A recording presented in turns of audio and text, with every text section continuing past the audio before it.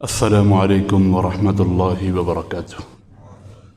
الحمد لله وحده والصلاة والسلام على من لا نبي بعده. الحمد لله رب العالمين والصلاة والسلام على سيد الأنبياء وأشرف المرسلين وعلى آله وأصحابه ومن تبعهم بإحسان إلى يوم الدين.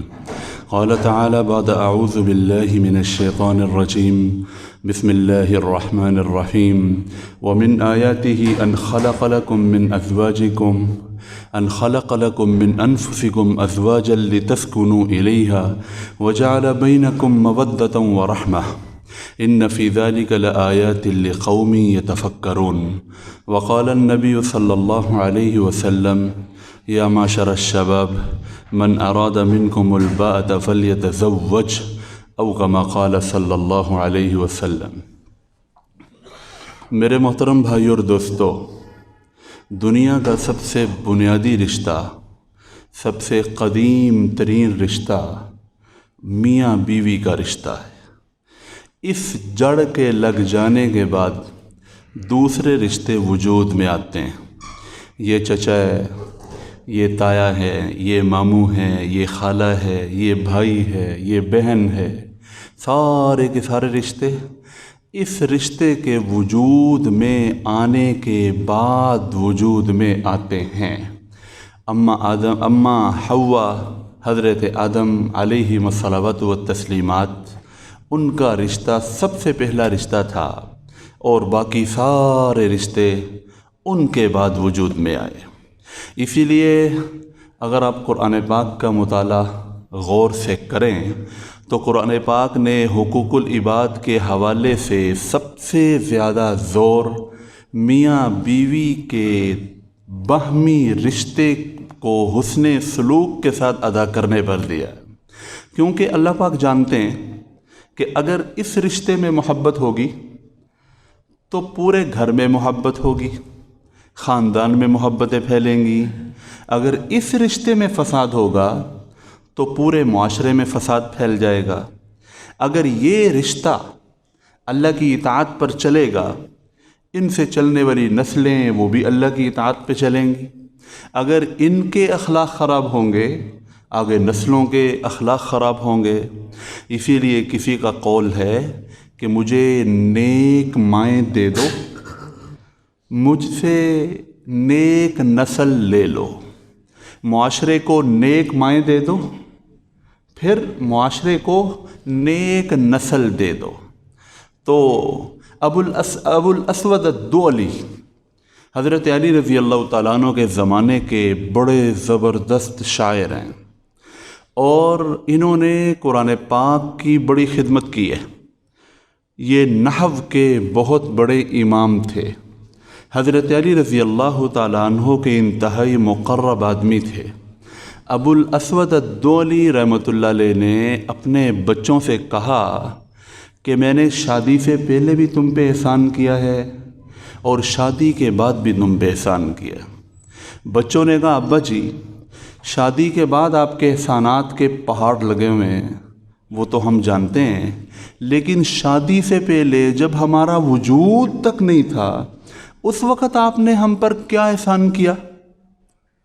انہوں نے کہا بیٹا تمہیں پتہ ہے میں شاعر ہوں، اور شاعر حسن پرست ہوتا ہے.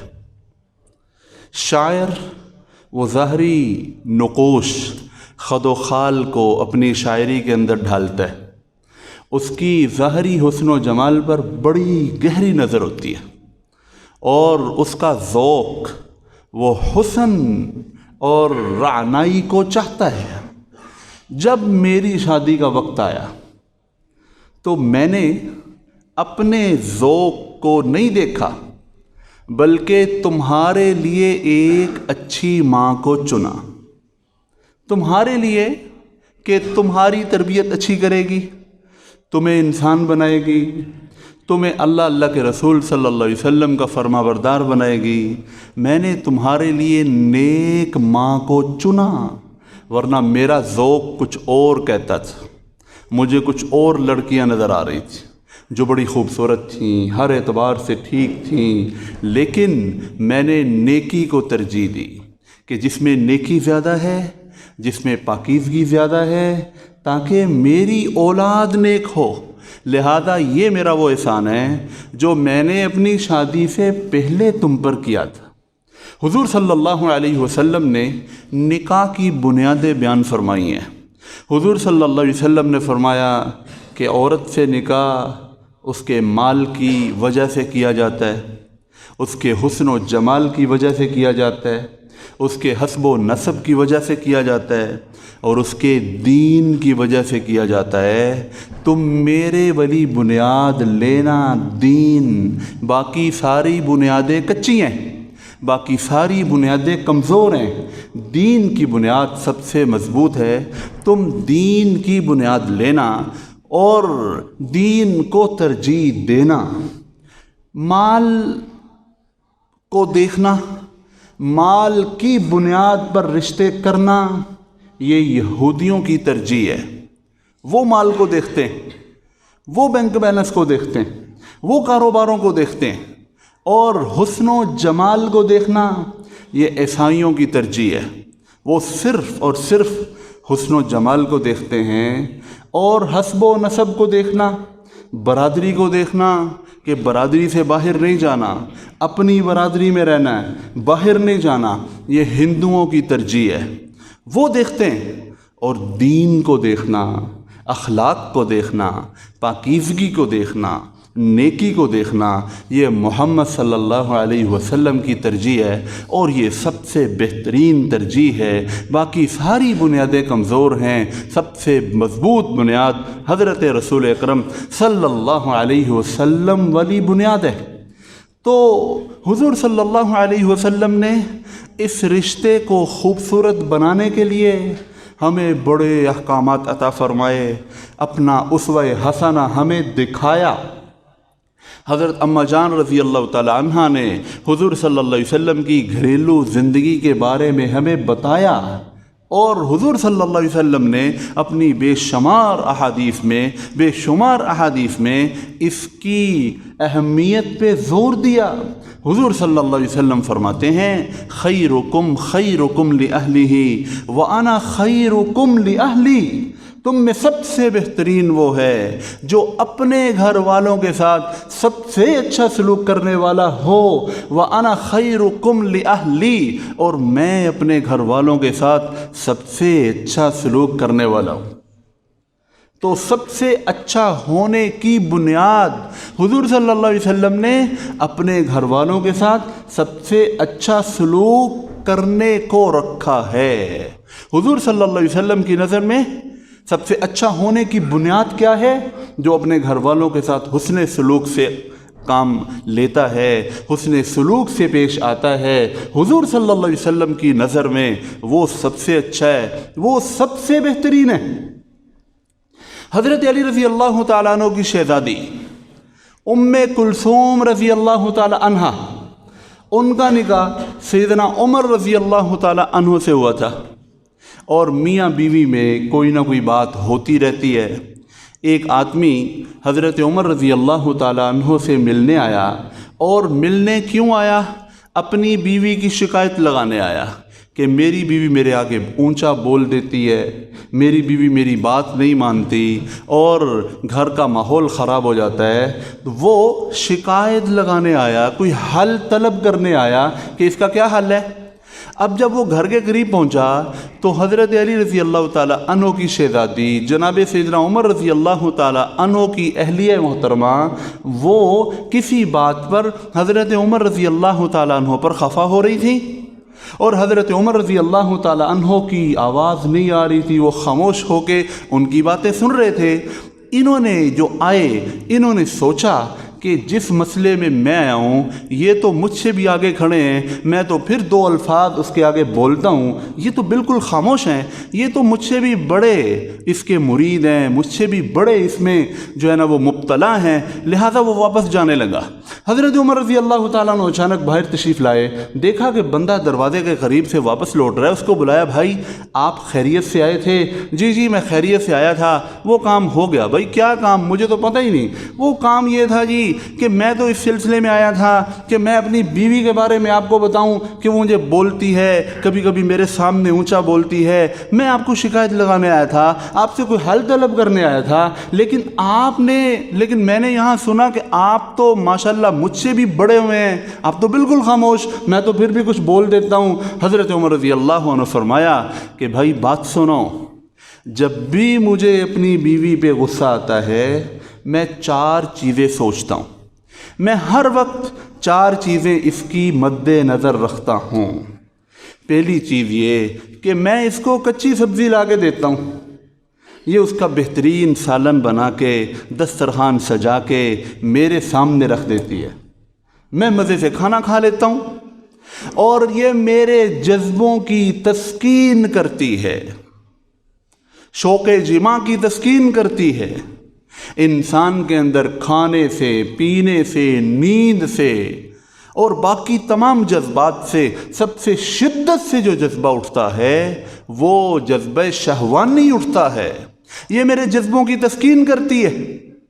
اور میں میلے کچیلے کپڑے، پسینے والے کپڑے اتار کے رکھتا ہوں، مجھے دھلے ہوئے کپڑے مل جاتے ہیں۔ میرے مہمان آتے ہیں تو میرے مہمانوں کی یہ خدمت کرتی ہے اور ان کی خدمت کر کے میرا سر خوشی سے اونچا کر دیتی ہے، اور سارا دن میرے بچوں کو سنبھالتی ہے۔ تھوڑی دیر کے لیے بچوں کو سنبھالنا پڑ جائے تو دن میں تارے نظر آ جاتے ہیں، یہ صبح سے شام تک میرے بچوں کو سنبھالتی ہے۔ جب میں اس کے اتنے بڑے یہ احسانات سوچتا ہوں تو پھر میں 2-4 سن بھی لی تو کون سی بات ہے۔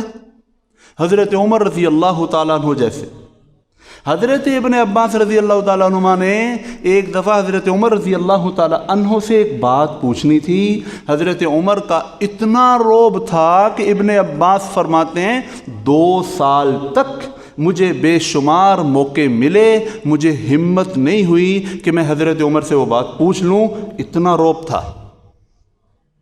اتنے باروب انسان تھے، اتنے بہادر انسان تھے، ایسے جلیل القدر انسان تھے کہ ابن عباس جیسے شیخ التفسیر جو حضور صلی اللہ علیہ وسلم کے چچا زاد ہیں، کزن ہیں، حالانکہ ان کو پتہ ہے کہ حضرت عمر تو حضور صلی اللہ علیہ وسلم کے رشتہ داروں کے سامنے بچھ جاتے ہیں، اس کے باوجود سیدنا عمر رضی اللہ تعالیٰ عنہ کا ایسا رعب تھا کہ 2 سال تک ابن عباس فرماتے ہیں کہ مجھے ہمت نہیں ہوئی کہ میں حضرت عمر رضی اللہ تعالیٰ عنہ سے پوچھوں بات کیا تھی۔ وہ سورہ تحریم کے اندر اللہ تعالیٰ نے 2 عورتوں کی طرف اشارہ فرمایا ہے، حضرت حفصہ اور حضرت عائشہ۔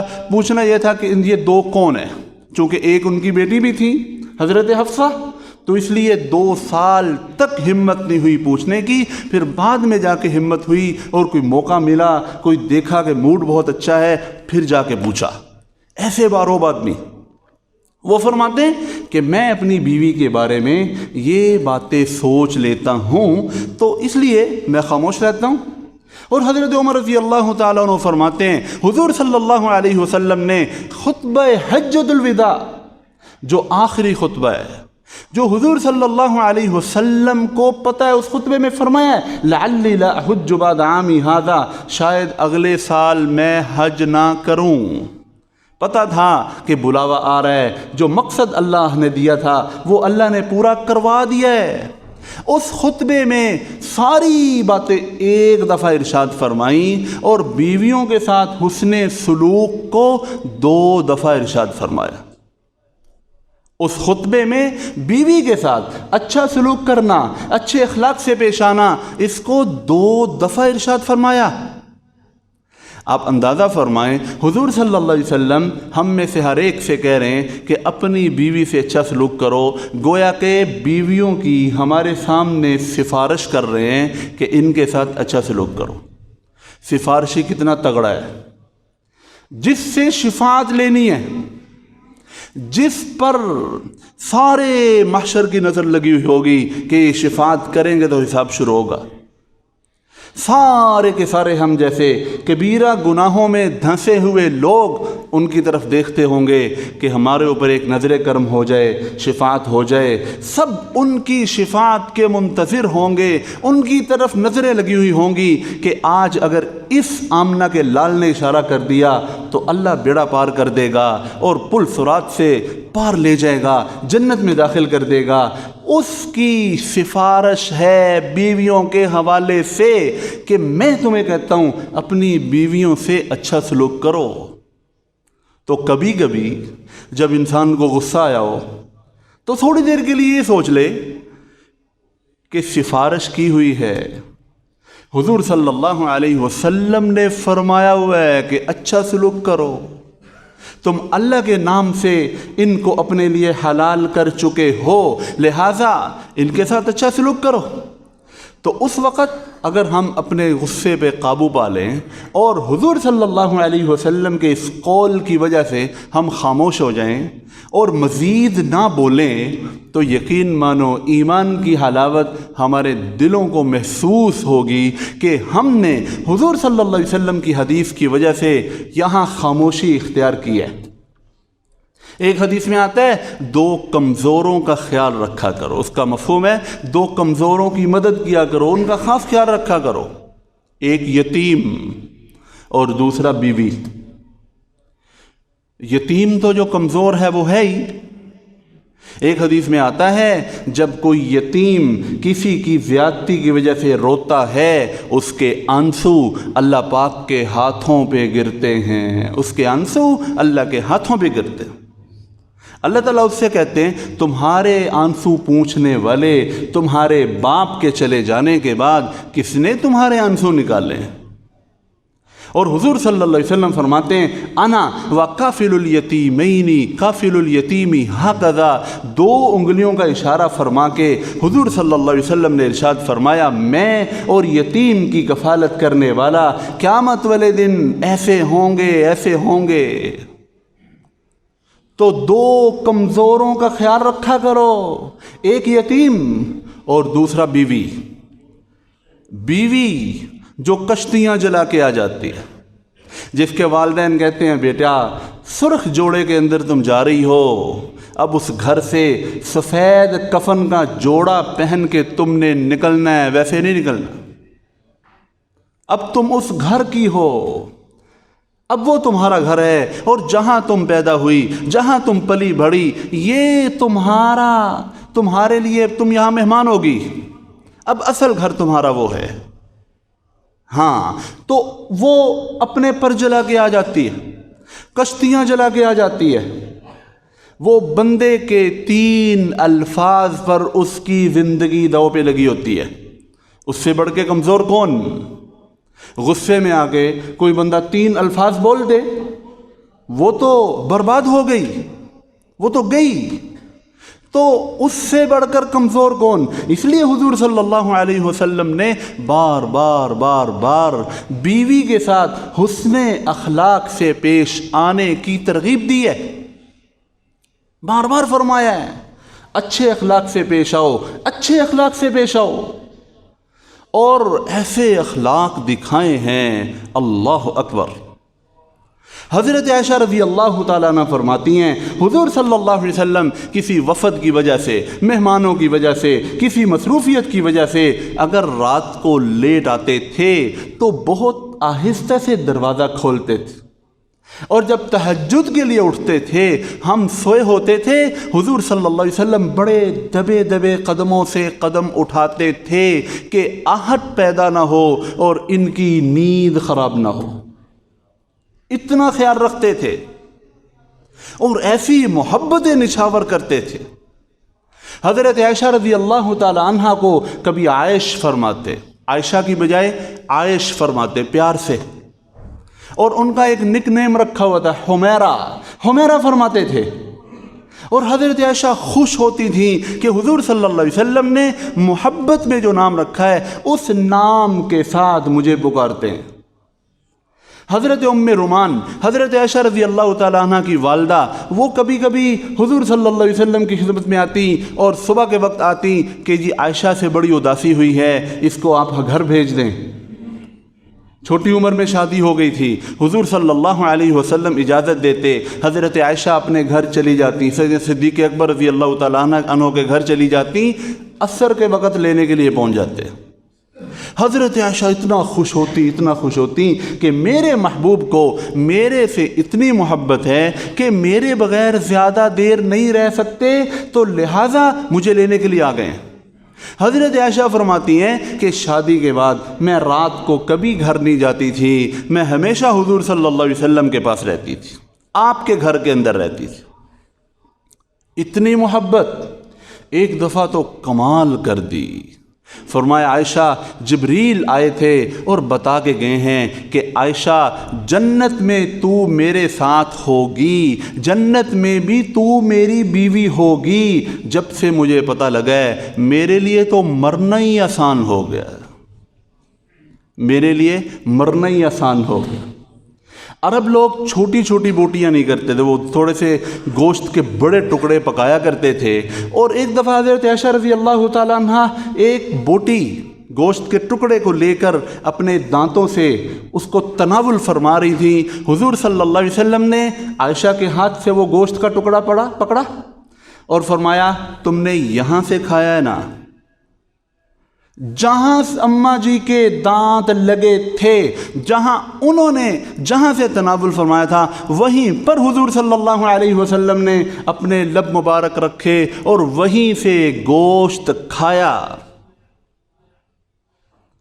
اگر حضور صلی اللہ علیہ وسلم کے جہاں لب لگے ہیں وہاں سے حضرت عائشہ کھائیں، یہ تو سمجھ آتی ہے کہ آپ اللہ کے محبوب ہیں۔ یہ تو بہت بڑی سعادت کی بات ہے کہ جہاں حضور صلی اللہ علیہ وسلم نے اپنے دانت مبارک رکھے وہیں سے حضرت عائشہ کھائیں، ان کے لیے بہت بڑی سعادت کی بات ہے۔ لیکن حضرت عائشہ نے جہاں سے کھایا اسی جگہ سے حضور صلی اللہ علیہ وسلم نے کھایا، یہ کمال درجے کی محبت کی بات ہے کہ اس سے اوپر محبت کا تصور ہی ختم ہے۔ دودھ پی رہی تھی پیالے میں، حضور صلی اللہ علیہ وسلم نے پیالہ ہاتھ سے لیا اور جہاں اماں جی نے لب رکھے ہوئے تھے اس جگہ کی نشاندہی کر کے فرمایا کہ عائشہ تم نے یہاں سے پیا ہے نا، اس سائڈ کو گھما کے اپنی طرف کر کے ادھر سے ہی دودھ نوش فرمایا۔ یہ سب کیوں ہے؟ یہ ہمیں سکھانے کے لیے ہے کہ گھر محبت سے چلتے ہیں، چیزوں سے نہیں چلتے، محبتیں نچھاور کرنا پڑتی ہیں، پیار نچھاور کرنا پڑتا ہے۔ اور حضرت عائشہ رضی اللہ عنہ فرماتی ہیں حضور صلی اللہ علیہ وسلم گھر میں مسکراتے ہی رہتے تھے، اور جب حضور صلی اللہ علیہ وسلم گھر میں داخل ہوتے تھے آپ صلی اللہ علیہ وسلم کے چہرے پر مسکراہٹ ہوتی تھی، ہمیشہ مسکراہٹ ہوتی تھی۔ ہم بھی اس کو اپنا معمول بنائیں کہ گھر میں جب داخل ہوں تو مسکراتے چہرے کے ساتھ داخل ہوں، اور اگر ہم گھر میں بغیر مسکراہٹ کے داخل ہوئے اور ہمیں خیال آیا کہ ہمیں تو مسکرا کے داخل ہوتا، پھر ہم گھر سے نکلیں اور حضور صلی اللہ علیہ وسلم کی سنت کے اتباع میں ہم مسکراتے ہوئے داخل ہوں تو کتنا مزہ آئے گا۔ اگر بیوی کے ساتھ حضور صلی اللہ علیہ وسلم کی طرح محبتوں کو جتانے کا موڈ نہیں ہے تو بھی ہم اگر اتباع سنت کے اندر یہ کریں گے تو ہمیں کتنا ثواب ملے گا۔ محبت کے اندر کرنا، اس میں محبت بھی ہو جاتی ہے ادا اور سنت بھی ادا ہو جاتی ہے۔ لیکن اگر وہ نہیں ہے لیکن حضور صلی اللہ علیہ وسلم کی اتباع میں ہم کرتے ہیں تو اس میں ہمیں سنت ادا کرنے کا ثواب ملے گا اور ساتھ محبتیں بھی اللہ تعالیٰ پیدا فرما دے گا، محبتیں پروان چڑھیں گی۔ ایک دفعہ حضرت عائشہ رضی اللہ تعالی عنہ سے فرمایا کہ عائشہ دوڑ لگائیں۔ کسی سفر سے واپسی تھی، ایک وادی آئی، حضور صلی اللہ علیہ وسلم نے حضرت عائشہ رضی اللہ تعالی عنہ کے ساتھ دوڑ لگائی۔ حضور صلی اللہ علیہ وسلم جب دوڑ لگائی حضرت عائشہ آگے نکل گئی، حضور صلی اللہ علیہ وسلم پیچھے رہ گئے۔ پھر ایک اور موقع پر موقع ملا، حضور صلی اللہ علیہ وسلم نے فرمایا عائشہ دوڑ لگائیں. پھر حضور صلی اللہ علیہ وسلم آگے نکل گئے، حضرت عائشہ پیچھے رہ گئیں. حضور صلی اللہ علیہ وسلم نے فرمایا ہذہ بتلک، پہلے تو جیتی تھی اب میں جیتا ہوں. یہ سب ہمیں سکھانے کے لیے